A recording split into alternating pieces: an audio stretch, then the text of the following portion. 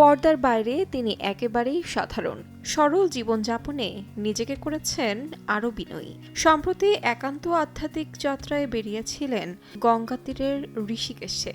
পাহাড়ি রাস্তার ধারে পাথরের উপর শালপাতার থালায় তার খাওয়ার একটি ছবি প্রশংসিত হয়েছে নেট দুনিয়ায়। খ্যাতির শিখরে থেকেও বুঝিয়ে দিয়েছেন তিনি মাটির মানুষ। রজনীকান্ত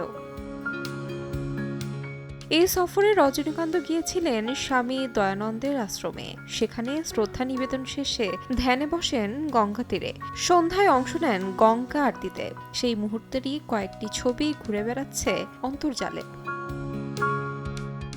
ঋষিকেশের পর অভিনেতা গিয়েছিলেন উত্তরাখণ্ডের দারহাটে, যা হিমালয়ের আরেকটি শান্ত ধ্যান কেন্দ্র হিসেবে পরিচিত।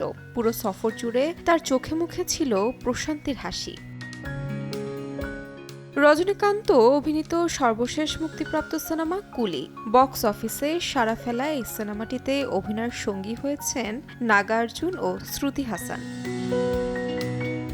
তাহমিনা তন্নি, সময় সংবাদ।